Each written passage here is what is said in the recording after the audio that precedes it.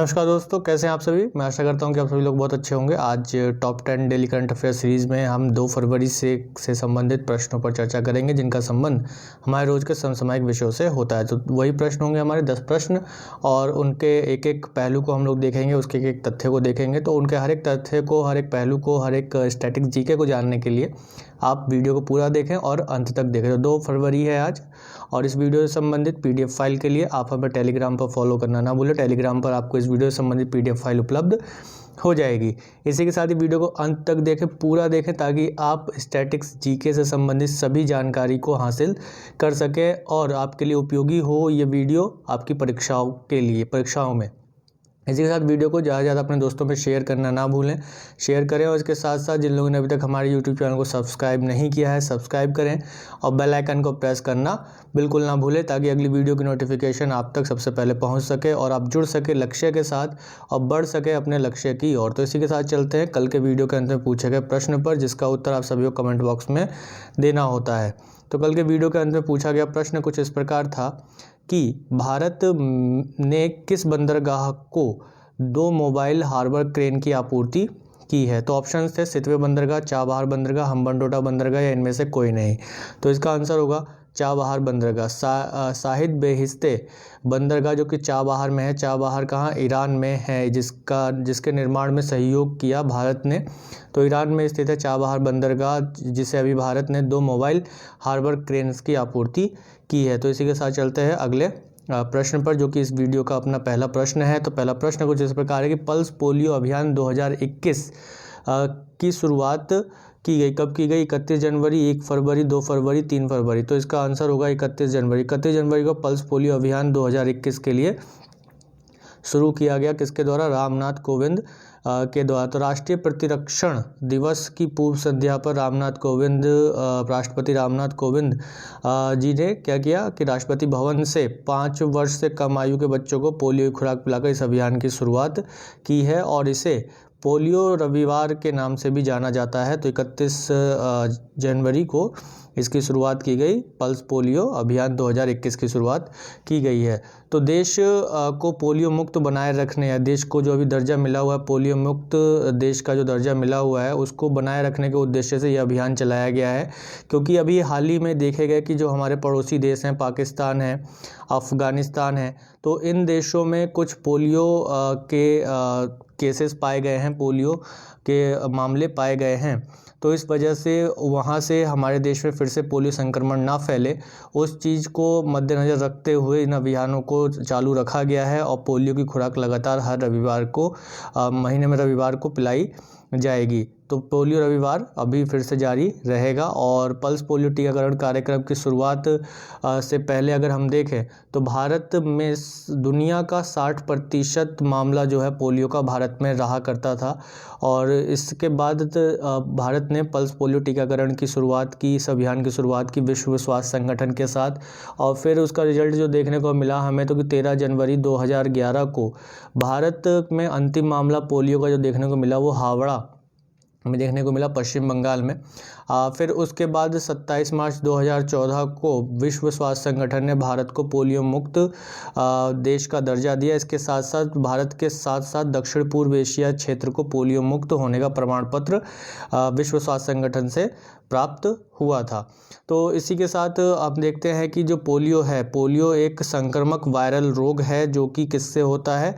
Polio myelitis नामक एक virus के कारण होता है। ये वायरल संक्रामक वायरल रोग है, जो मुख्य रूप से तंत्रिका तंत्र, नर्वस सिस्टम को प्रभावित करता है, और स्थायी और अस्थायी रूप से पक्षाघात का कारण भी बनता है। पक्षाघात यानी कि जो पैरालिसिस है, उसका कारण भी ये बनता है। 5 वर्ष से कम आयु के जो बच्चे होते हैं, उनको ये मुख्य रूप से प्रभावित करता है, क्योंकि उनमें प्रतिरोधक क्षमता विकसित नहीं हुई होती है। तो इसके लिए जो पहला टीका बनाया था वो किसने बनाया था? इसके लिए पहला टीका बनाया था जोनास सॉल्क द्वारा। इसके लिए पहला टीका बनाया गया था। अभी ओरल पोलियो वैक्सीन का उपयोग किया जाता है इसकी रोकथाम के लिए। इसके टीकाकरण में किसका? ओरल पोलियो वैक्सीन का उपयोग किया जाता है।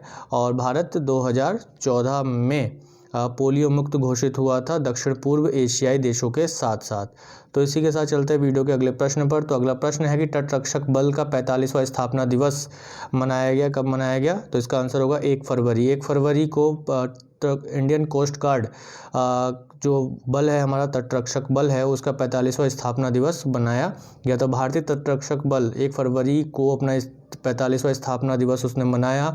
और भारतीय तटरक्षक बल ने अपने जो उत्कृष्ट प्रयास हैं और स्वयं के जो विश्वसनीय बल के रूप में उसने अपने आप को स्थापित किया है, और जो हमारी पूरी तट रेखा है, भारतीय तट रेखा है, उसकी सुरक्षा की जिम्मेदारी इसकी इंडियन कोस्ट गार्ड की होती है, भारतीय तटरक्षक बल की होती है। इसके अलावा जो मछुआरा समुदाय हैं और तटवर्ती जो क्षेत्र हैं, उनकी सुरक्षा की जिम्मेदारी भी भारतीय तटरक्षक बल की होती है। तो इस प्रकार भारतीय तटरक्षक बल दुनिया का चौथा सबसे बड़ा तटरक्षक बल है। दुनिया का चौथा सबसे बड़ा तटरक्षक बल है कौन? भारतीय तटरक्षक बल जो है। इस बल की स्थापना, ये तटरक्षक बल की जो स्थापना है, कोस्ट गार्ड फोर्स की जो स्थापना है, उसके लिए जो एक समिति, उसके लिए KF रुस्तम जी की अध्यक्षता में बनी समिति 1975 की रिपोर्ट में तटरक्षक बल के प्रकार के संगठन की स्थापना की सिफारिश की गई थी उस समय। और फिर इसके बाद 1 फरवरी 1977 में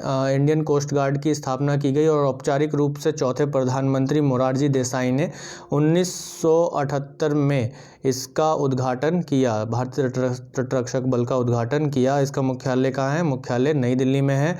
रक्षा मंत्रालय के अधीन ये काम करता है। वर्तमान में इसके महानिदेशक कौन है? कृष्ण स्वामी नटराजन वर्तमान में इसके महानिदेशक हैं। तो इसी के साथ चलते हैं वीडियो के अगले प्रश्न पर। तो अगला प्रश्न है, आयुष्मान भारत के नए मुख्य कार्यकारी अधिकारी कौन नियुक्त किए गए? आयुष्मान भारत के नए मुख्य कार्यकारी अधिकारी कौन नियुक्त किए गए हैं? तो ऑप्शन से इंदु भूषण, RS शर्मा, KM राजू या नारायण मिश्रा। तो इसमें आंसर होगा RS शर्मा।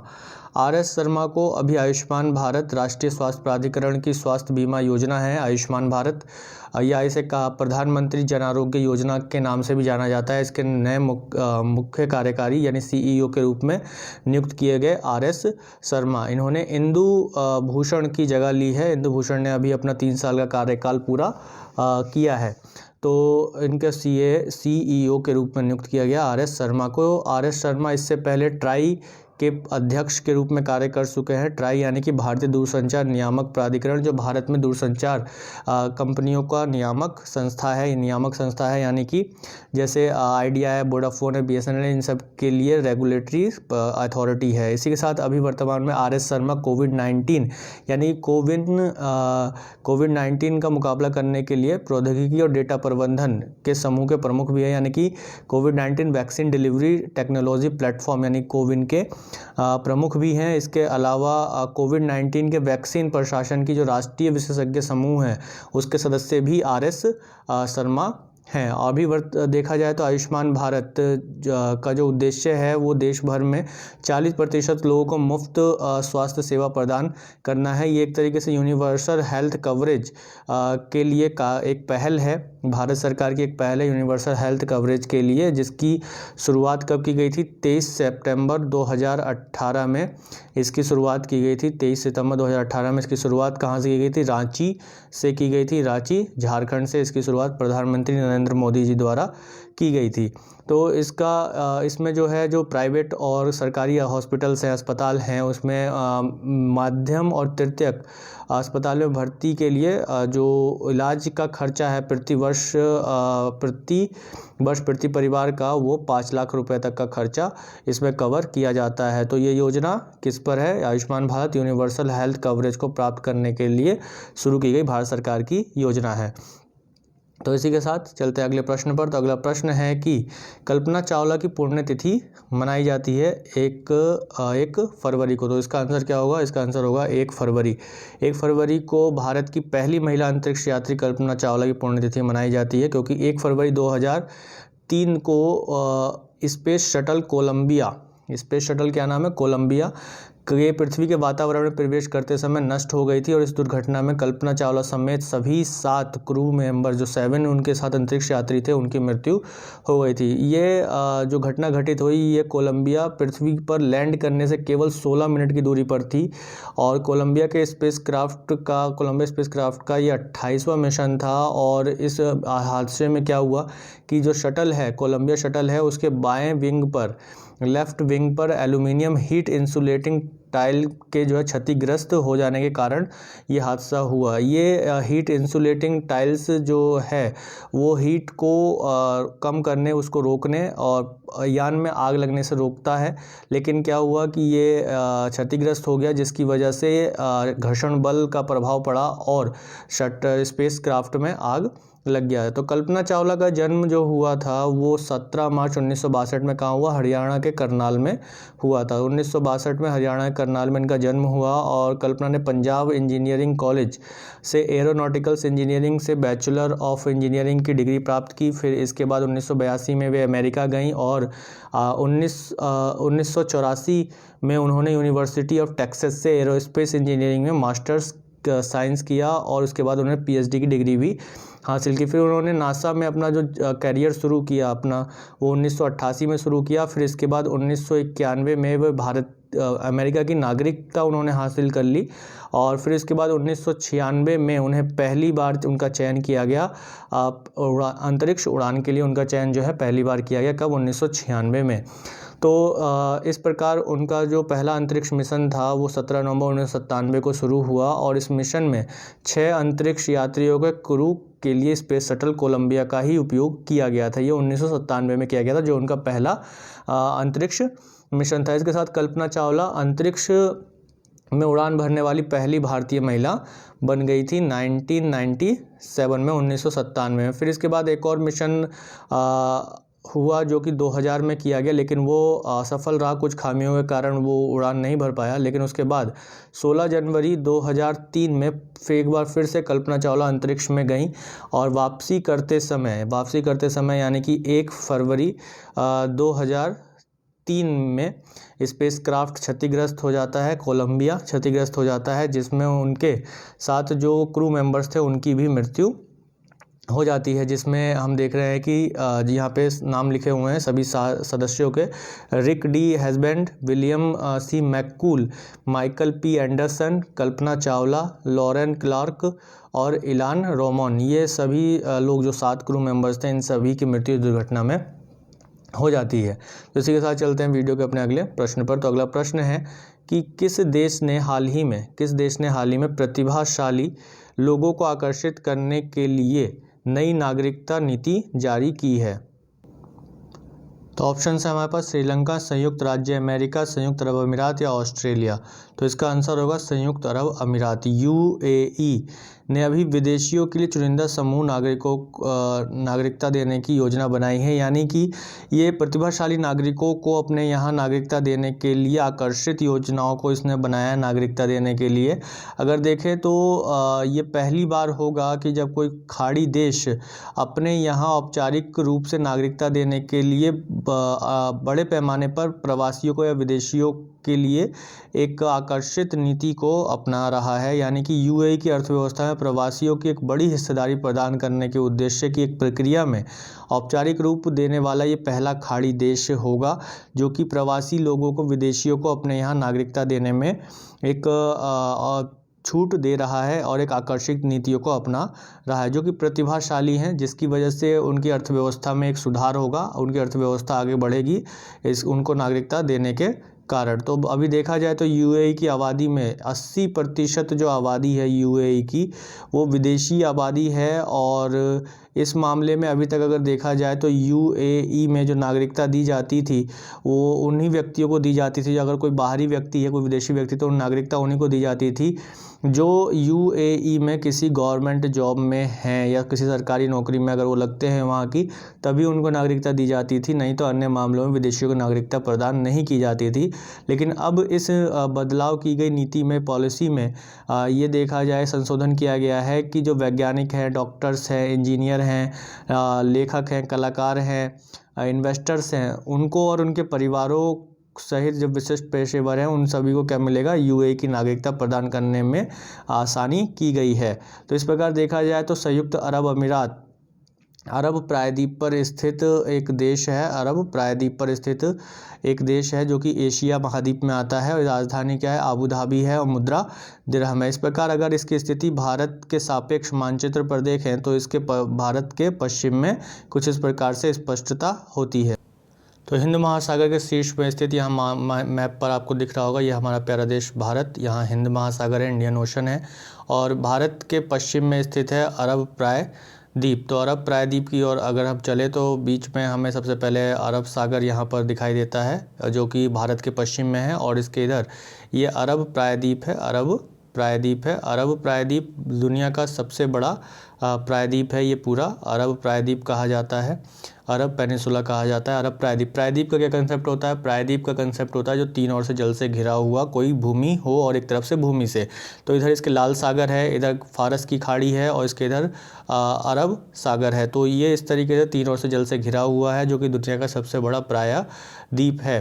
तो यहाँ पर अगर यूएई को देखें, यूएई की लोकेशन कुछ यहाँ पर आती है, अरब प्रायद्वीप के दक्षिण में उत्तर की ओर आती है, उत्तर पश्चिम की और उत्तर पूर्व की ओर आती है, माफ कीजिएगा उत्तर पूर्व की ओर इसकी स्थिति आती है अरब प्रायद्वीप के। और ये कुछ हॉर्मुज जल संधि के पास भी स्थित है। किधर है, हॉर्मुज जल संधि के पास स्थित है। हॉर्मुज जल संधि एक प्रमुख जल मार्ग है जो कि खाड़ी देशों को बाहरी देशों के साथ जोड़ता है और इसके साथ साथ ये तेल के आयात और तेल के निर्यात का एक प्रमुख मार्ग भी है। यहाँ से तेल जो गल्फ़ कंट्रीज से निकलती हैं उनके लिए एक प्रमुख मार्ग भी बनाता है हॉर्मुज जल संधि। यदि इस जल संधि को, इस रास्ते को चौक कर दिया जाए तो विश्व के अधिकांश क्षेत्रों में कच्चे तेल की आपूर्ति जो है वो बाधित हो सकती है।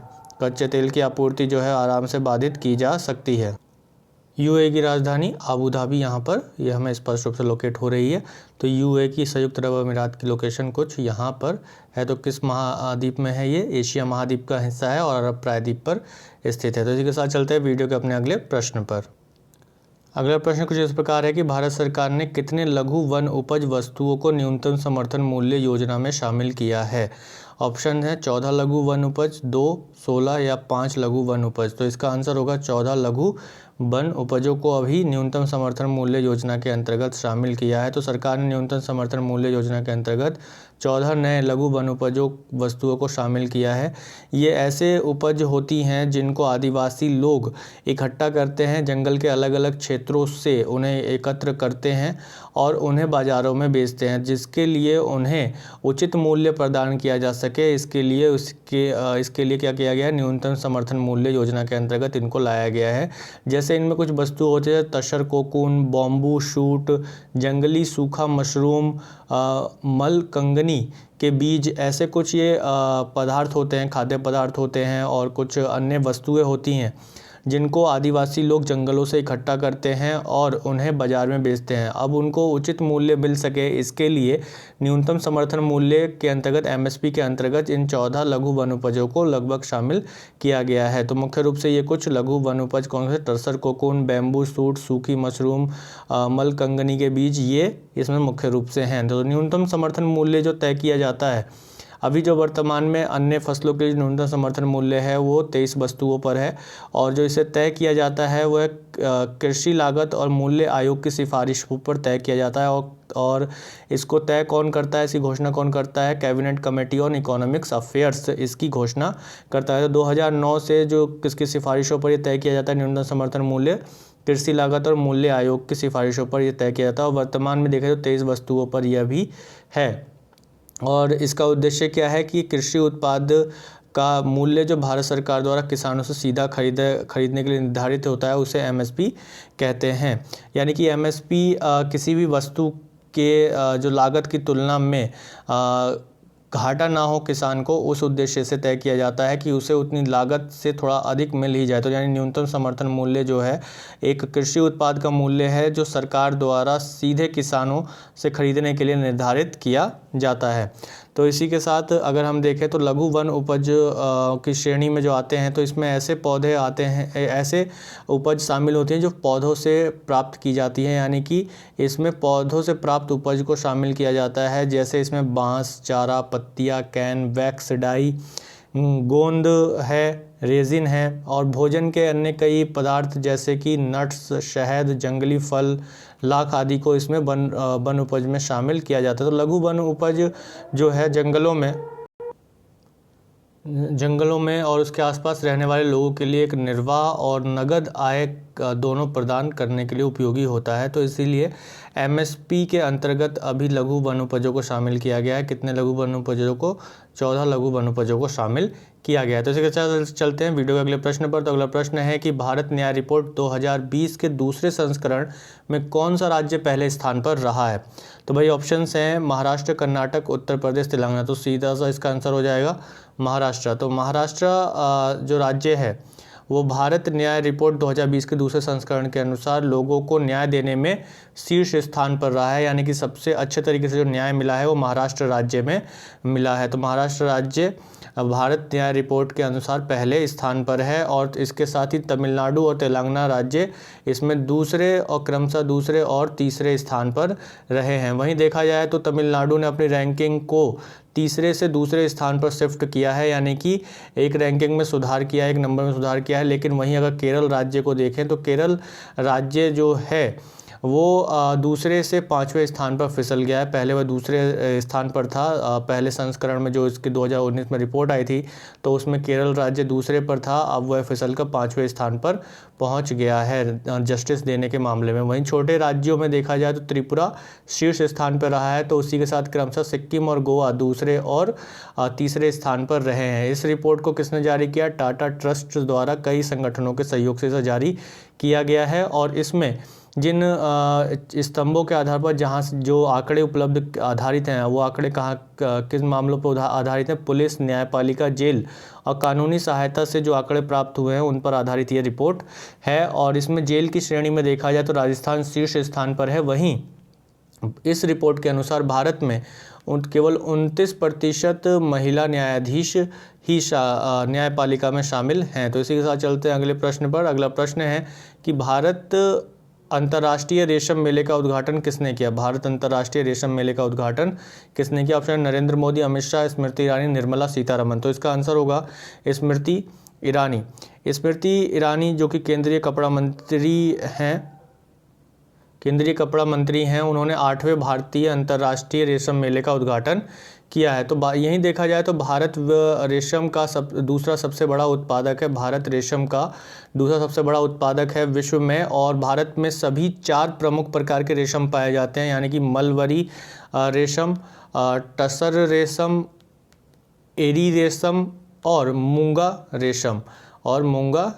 ये 4 प्रकार के रेशम पाए जाते हैं भारत में, जो प्रमुख रेशम हैं और इनका उत्पादन जो है भारत में मुख्य रूप से होता है। और भारत दुनिया का एकमात्र ऐसा देश है जहां ये 4 प्रकार के रेशम का उत्पादन किया जाता है। रेशम का उत्पादन जो है रेशम कीट बॉम्बैक्स मोरी, किसके? बॉम्बैक्स मोरी नामक एक रेशम का कीट है, उसके लार्वा से रेशम प्राप्त किया जाता है। और रेशम कीट की खेती को क्या कहते हैं? सेरीकल्चर कहते हैं। रेशम कीट की खेती को क्या कहते हैं? सेरीकल्चर कहते हैं। तो वर्तमान में कर्नाटक, पश्चिम बंगाल, जम्मू कश्मीर, तमिलनाडु और आंध्र प्रदेश भारत में उत्पादित 90% कच्चे रेशम का उत्पादन करते हैं। तो इसी के साथ चलते हैं वीडियो के अगले प्रश्न पर। अगला प्रश्न है कि भारतीय क्रिकेट कंट्रोल बोर्ड ने किस ट्रॉफी के आयोजन को 2020-21 में रद्द किया है?